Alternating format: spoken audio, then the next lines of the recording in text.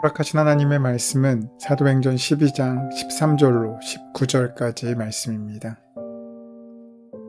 베드로가 대문을 두드린데 로데라 하는 여자아이가 영접하러 나왔다가 베드로의 음성인 줄 알고 기뻐하여 문을 미처 열지 못하고 달려들어가 말하되 베드로가 대문 밖에 섰더라 하니 그들이 말하되 내가 미쳤다 하나 여자아이는 힘써 말하되 참말이라 하니 그들이 말하되 그러면 그의 천사라 하더라. 베드로가 문 두드리기를 그치지 아니하니 그들이 문을 열어 베드로를 보고 놀라는지라. 베드로가 그들에게 손짓하여 조용하게 하고 주께서 자기를 이끌어 옥에서 나오게 하던 일을 말하고 또 야고보와 형제들에게 이 말을 전하라 하고 떠나 다른 곳으로 가니라. 날이 새매 군인들은 베드로가 어떻게 되었는지 알지 못하여 적지 않게 소동하니 헤롯이 그를 찾아도 보지 못하매 파수꾼들을 신문하고 죽이라 명하니라. 헤롯이 유대를 떠나 가이사랴로 내려가서 머무니라. 사람이 할 수 있는 일이 더 이상 없어질 때 하나님께서는 역사하십니다. 오늘 본문은 예루살렘에 큰 기근이 들자 안디옥 교회가 구제연금을 모아 보냈던 시절에 일어난 사건의 기록입니다.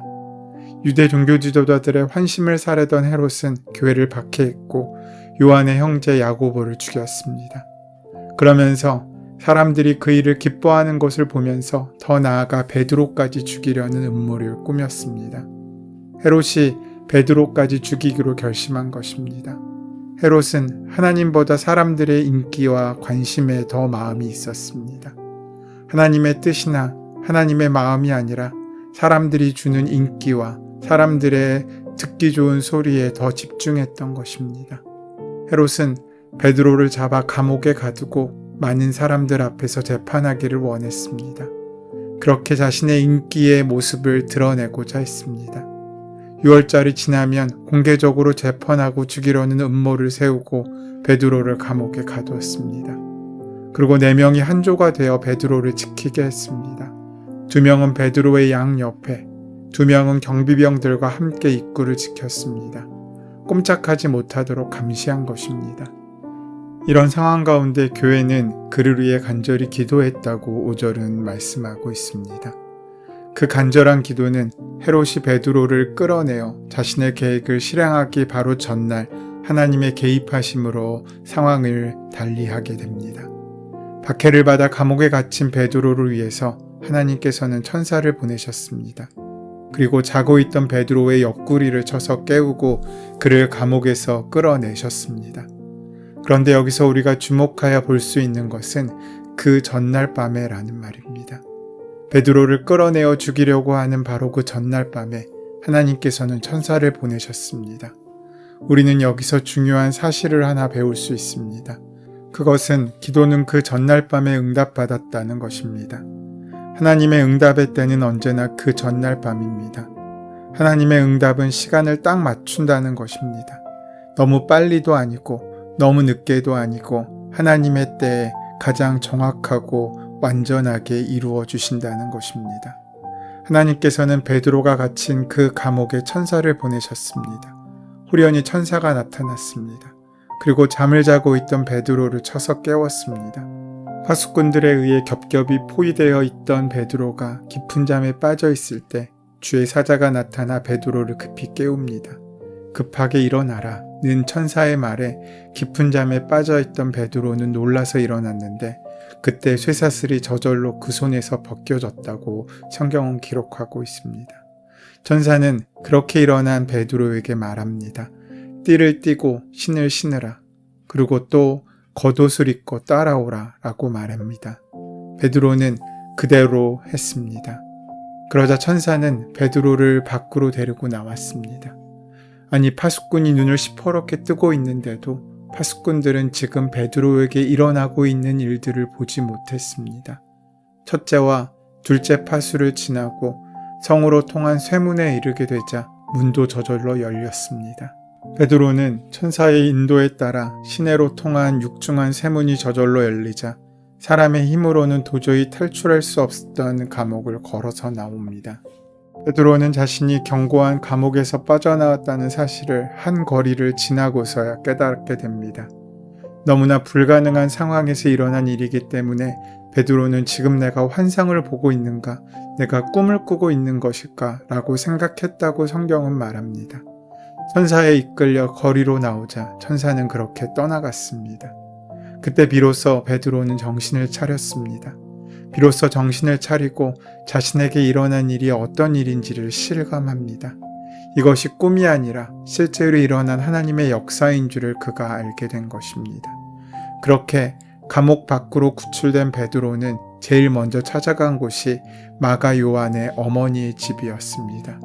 그곳은 평소에 교인들이 자주 모이는 곳이었는데 베드로가 가보니 교인 여러 사람이 함께 모여 철야하며 기도하고 있었습니다. 그렇다면 하나님께서 이들의 기도를 들어주셔서 베드로를 살려주신 것이지 않겠습니까?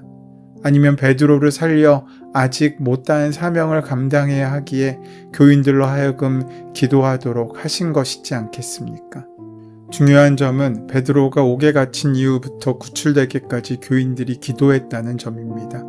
어려운 상황일수록 더욱더 우리는 기도해야 합니다.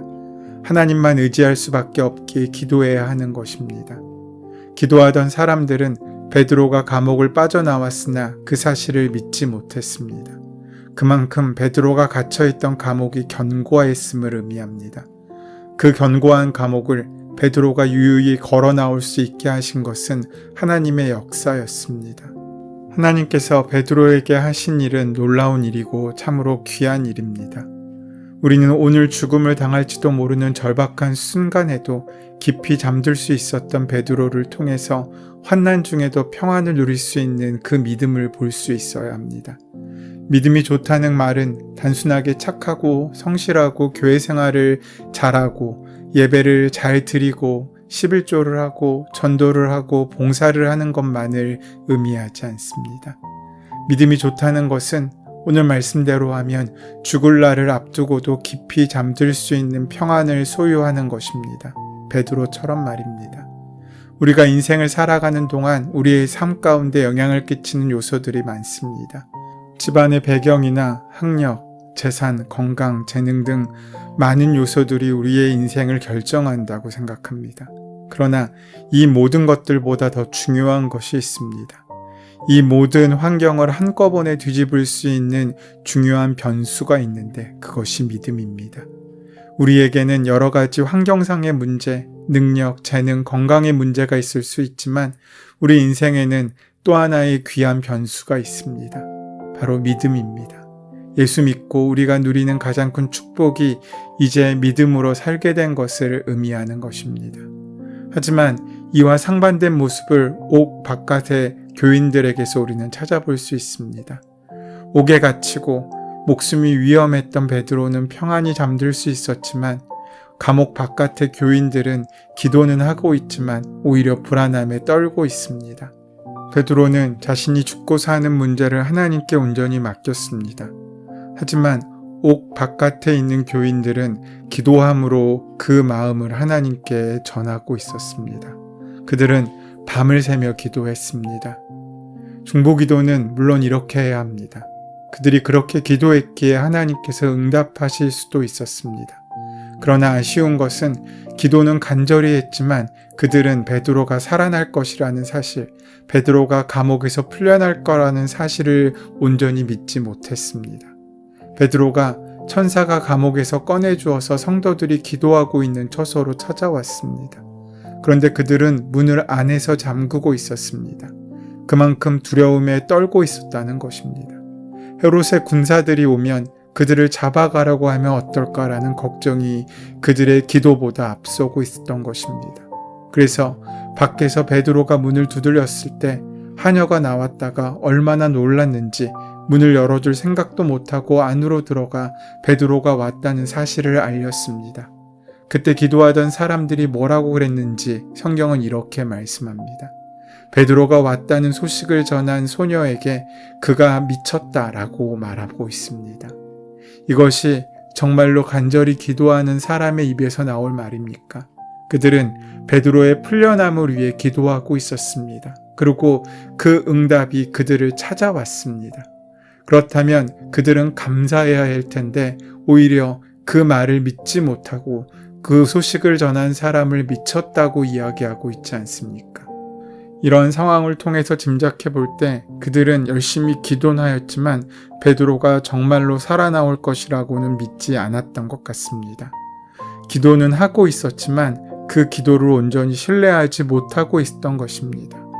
하녀가 정말로 베드로의 목소리를 들었다고 그랬더니 그러면 아마 그의 천사였을 거다라고 말했다고 성경은 기록합니다.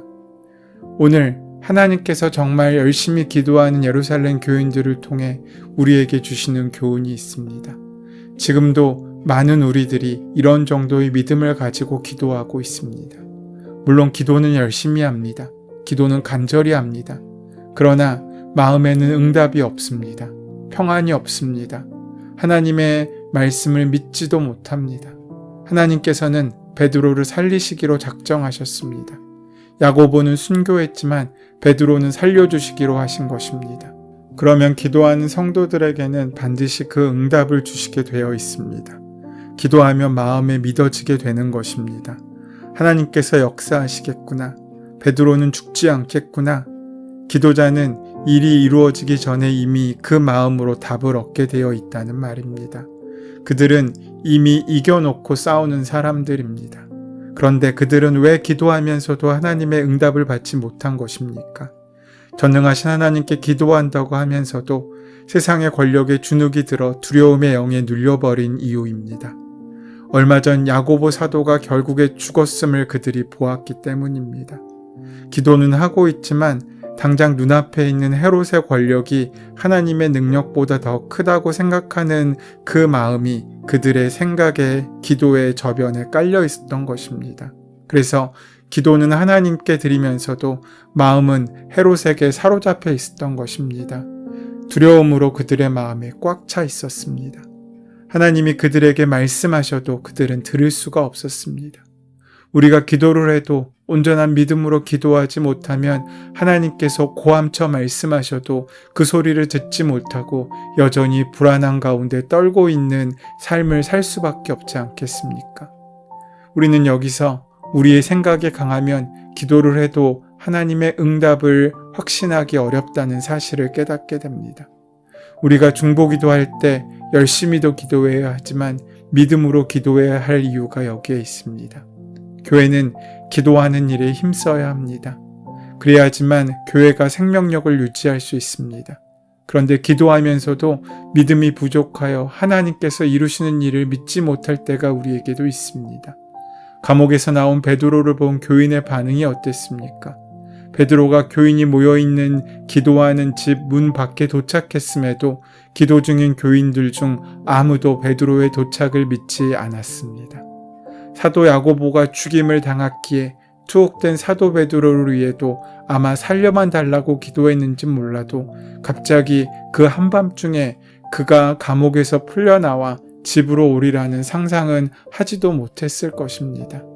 그들은 베드로를 위해 기도했지만 베드로가 왔다는 소식을 전하는 여자아이를 미쳤다고 말할 정도로 그들의 기도와 행동은 일치하지 않았습니다. 그렇다면 우리의 기도는 어떻습니까? 주님을 위해, 교회를 위해, 주님이 주신 사명을 위해, 봉사를 위해, 전도를 위해 기도하지만 정작 주님의 응답에도 베드로를 위해 기도했던 교인들처럼 믿지 못하거나 무감하진 않습니까? 옥에서 풀려난 사도 베드로는 야고보와 형제들에게 자신에게 일어났던 일을 전할 것을 부탁하고 다른 곳으로 갔습니다. 어디로 갔는지는 밝히지 않았지만 베드로는 자신을 곧 찾게 될 군인들과 간수들을 피해 어디론가 피신했을 것입니다. 베드로는 예전에 투옥되었다가도 천사의 도움으로 풀려났을 때 다시 거리로 나가 복음을 전했습니다. 하지만 지금은 그럴 때가 아니었습니다. 모든 일에는 하나님의 때가 있습니다. 숨어 있을 때가 있고 당당하게 거리에 나가 복음을 전할 때도 있습니다. 때에 맞게 적절히 행동하는 것이 필요합니다. 지금 베드로는 잠시 숨어 지내다가 하나님의 때를 기다려야 함을 알았습니다. 이처럼 사명자는 무분별하게 행동하는 것이 아니라 성령 하나님의 인도하심에 따라 움직이는 것입니다. 오늘 주님께서 그렇게 우리의 삶을 이끄실 때 어떤 반응으로 살아가시겠습니까? 그 모든 말씀에 온전히 순종하심으로 하나님의 선한 뜻을 이루어가는 저와 여러분 되시기를 소원하고 축원합니다. 은혜의 주님, 주님의 몸된 교회가 어떠한 박해 속에서도 무너지지 않고 하나님의 말씀으로 성장하도록 은혜 베풀어 주시니 감사합니다. 모든 상황 속에서 주님을 신뢰하며 주님의 증인된 삶을 살 수 있도록 인도하여 주시옵소서. 예수님의 이름으로 기도드립니다. 아멘. 이제 오늘 이 아침 우리에게 허락하신 본문의 말씀이 오늘 나에게 주시는 말씀으로 만나지기 위하여 본문의 말씀을 깊이 묵상하시고 함께 기도하는 시간 가지도록 하겠습니다. 함께 기도합니다.